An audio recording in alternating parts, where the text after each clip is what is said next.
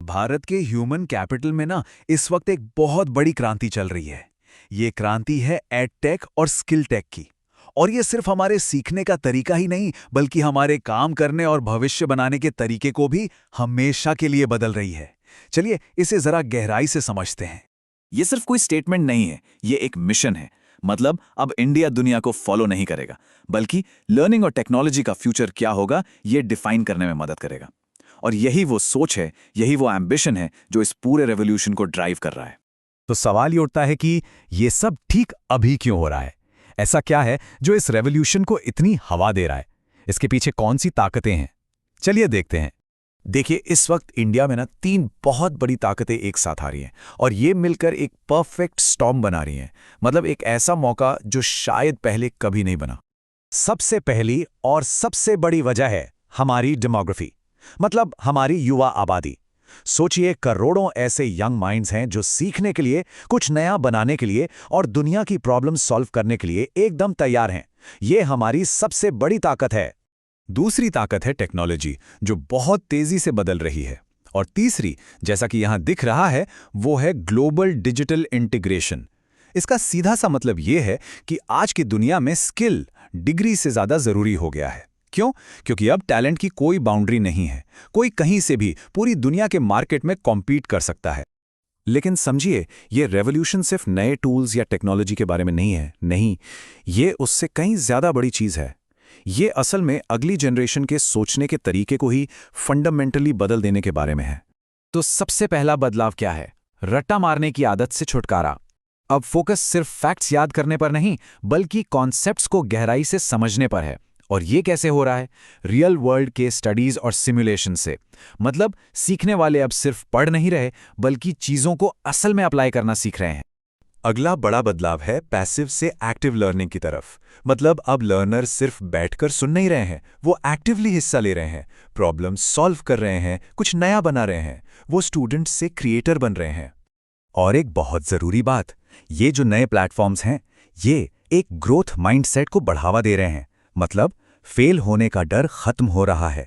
यहां लर्नर्स को पता है कि वो कोशिश कर सकते हैं, गलती कर सकते हैं और फिर उससे सीखकर और बेहतर बन सकते हैं। और इनोवेशन के लिए ये माइंडसेट तो सबसे जरूरी है। और आखिर में सोच बदल रही है, लोकल बाउंड्रीज से निकलकर ग्लोबल आउटलुक की तरफ। ये एक ऐसी महत्वाकांक्षा पैदा कर रहा है कि हमें सिर्फ अपने शहर या देश में नहीं, बल्कि पूरी दुनिया के स्टेज पर कॉम्पीट करना है और लीड करना है। तो ये जो नया माइंडसेट बन रहा है, इसके पीछे टूल्स कौन से हैं? चलिए अब उन पिलर्स पर नजर डालते हैं जिन पर यह पूरा नया लर्निंग इकोसिस्टम खड़ा है। तो ये पूरा का पूरा नया इकोसिस्टम असल में 4 मेन पिलर्स यानी 4 स्तंभों पर टिका है। और ये चारों मिलकर एक ऐसा जबरदस्त ढांचा बनाते हैं जहां कोई भी कहीं से भी कुछ भी सीखकर फ्यूचर के लिए रेडी हो सकता है। अब यहां देखिए कि ये पिलर्स काम कैसे करते हैं। एक तरफ है ऑनलाइन एजुकेशन प्लेटफॉर्म जो दुनिया भर का ज्ञान उपलब्ध करा रहे हैं। दूसरी तरफ है अपस्किलिंग प्लेटफॉर्म जो इंडस्ट्री के लिए जरूरी टेक स्किल्स सिखा रहे हैं। और फिर है वोकेशनल ट्रेनिंग जो फ्यूचर की जॉब्स जैसे रोबोटिक्स या ईवी टेक के लिए तैयार कर रही है। तो ये अपने आप में एक कंप्लीट टूल किट है। ठीक है, तो ये सब तो हो गया इंडिविजुअल स्किल के लेवल पर, लेकिन इसका देश की इकोनॉमी पर क्या असर पड़ता है? ये सब मिलकर देश के आर्थिक विकास में कैसे बदलता है? इसका असर 3 बड़े एरिया में दिखता है। पहला, इससे देश की जीडीपी मजबूत होती है। दूसरा, इंडिया स्किल्स का एक ग्लोबल एक्सपोर्टर बन रहा है। और तीसरा, इससे एक वाइब्रेंट स्टार्टअप इकोसिस्टम को जबरदस्त बढ़ावा मिल रहा है।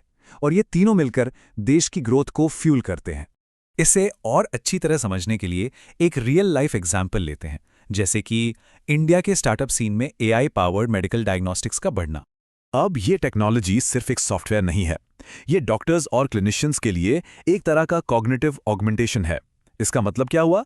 मतलब ये कि एआई इंसानी एक्सपर्ट्स को रिप्लेस नहीं कर रहा, बल्कि उनकी एबिलिटीज को, उनकी ताकत को और बढ़ा रहा है, ताकि वो पहले से ज्यादा तेजी से और ज्यादा एक्यूरेसी के साथ फैसले ले सके। तो ये जो एडवांस टूल्स हैं जिन्हें इंडिया की नई जनरेशन के इनोवेटर्स बना रहे हैं, ये क्या कर रहे हैं? ये बीमारियों को जल्दी पकड़ने में मदद कर रहे हैं, पर्सनलाइज्ड केयर को मुमकिन बना रहे हैं, और इससे सिर्फ जानें ही नहीं बच रही, बल्कि जबरदस्त इकोनॉमिक और सोशल वैल्यू भी क्रिएट हो रही है। अच्छा, तो इस रफ्तार को बनाए रखने के लिए आगे के चैलेंजेस को भी समझना होगा। लेकिन एंटरप्रेन्योर्स के लिए एक खास बात है, हर चैलेंज असल में एक नई मार्केट अपॉर्चुनिटी है। तो यहाँ टेक अवे क्या है? हर चैलेंज एक छिपा हुआ मौका है। जैसे क्वालिटी कंट्रोल की प्रॉब्लम है, तो सर्टिफिकेशन और बेंचमार्किंग का एक नया बिजनेस खड़ा किया जा सकता है। इंडस्ट्री और कॉलेजों के बीच गैप है, तो कॉर्पोरेट यूनिवर्सिटी पार्टनरशिप बनाने का प्लेटफॉर्म बनाया जा सकता है। मतलब ये एक तरह से नए उद्यमियों के लिए बिजनेस आइडियाज का रोड मैप है। तो सार क्या है? कुछ जरूरी बातें याद रखने वाली हैं।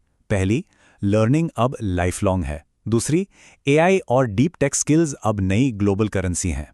तीसरा, माइंडसेट बदलना होगा जॉब ढूंढने से वैल्यू क्रिएट करने की तरफ। और आखिरी, इंडिया के पास सिर्फ हिस्सा लेने का नहीं बल्कि लीड करने का एक जबरदस्त मौका है। तो देखिए, ये रेवोल्यूशन टूल्स भी दे रहा है और टैलेंट भी तैयार कर रहा है। अब आखिरी और सबसे बड़ा सवाल यह है कि इन सब के साथ बनाया क्या जाएगा? भारत का भविष्य आज के लर्नर्स और कल के क्रिएटर्स के ही हाथों में है।